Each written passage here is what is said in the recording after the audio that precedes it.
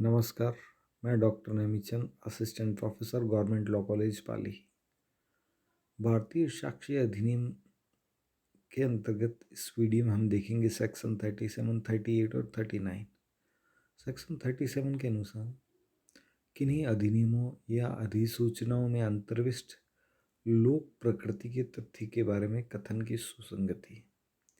क्या किसी भी अधिनियम, अधिसूचना या लोक प्रकृति की तथ्य के बारे में न्यायालय को ये राय बनाने की क्या यह सुसंगत है या नहीं है? तो सेक्शन 37 ये बताता है कि इस प्रकार के किसी अधिनियम या अधिसूचना में अंतर्विष्ट लोक प्रकृति के तथ्य के बारे में कोई भी कथन है तो वह भी सुसंगत होगा। सेक्शन 37 कहता है कि जबकि न्यायालय को किसी लोक प्रकृति के तथ्य के अस्तित्व के बारे में राय बनानी हो, तब यूनाइटेड किंगडम की पार्लियामेंट के एक्ट में किसी केंद्रीय अधिनियम, प्रांतीय अधिनियम या राज्य अधिनियम में या शासकीय राजपत्र में प्रकाशित किसी सरकारी अधिसूचना या क्राउन रिप्रेजेंटेटिव द्वारा की गई अधिसूचना में या लंदन गजट या हिज मेजेस्टी के किसी डोमिनियन, उपनिवेश या कब्जाधीन क्षेत्र का सरकारी राजपत्र तात्पर्य होने वाले किसी मुद्रित पत्र में अंतर्विष्ट परिवर्णन में किया गया उसका कोई कथन सुसंगत तथ्य है। अर्थात वो चाहे कहीं का भी हो, यूके का हो, चाहे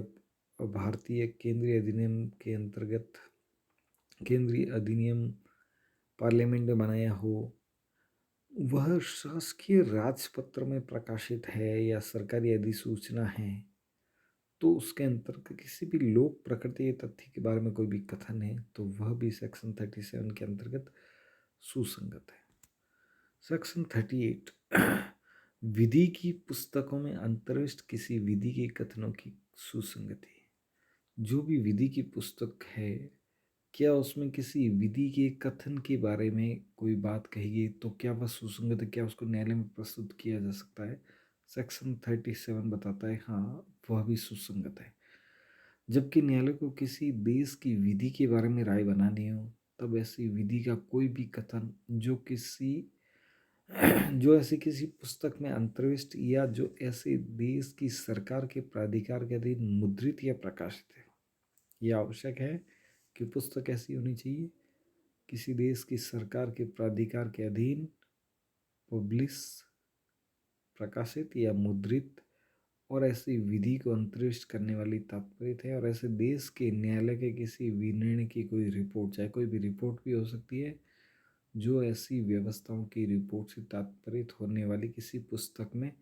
अंतर्विष्ट है, वह भी कथन सुसंगत है। चाहे विधि का कथन हो, चाहे किसी भी देश की विधि का कथन हो, लेकिन वह विधि की पुस्तक ऐसी होनी चाहिए उस सरकार के अधीन मुद्रित और प्रकाशित होनी चाहिए। नेक्स्ट सेक्शन है 39। जबकि कथन किसी बातचीत, दस्तावेज या इलेक्ट्रॉनिक अभिलेख, पुस्तक अथवा पत्रों या कागज पत्रों की आवली का भाग हो, तब क्या साक्ष्य दिया जाए? जब भी कोई कथन है वो किसी बातचीत का अंश है या किसी डॉक्यूमेंट का अंश है या किसी इलेक्ट्रॉनिक रिकॉर्ड या किसी भी बुक या कोई भी लेटर या कोई भी कागज पत्रों की एक आवली का भाग हो,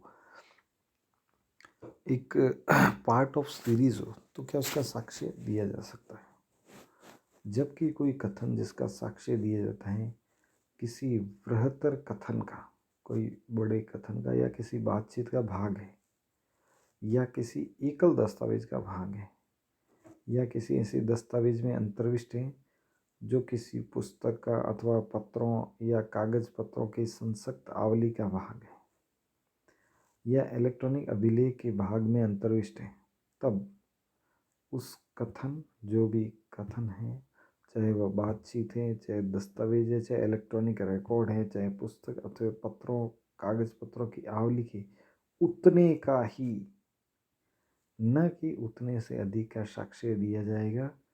जितना न्यायालय उस कथन की प्रकृति और प्रभाव को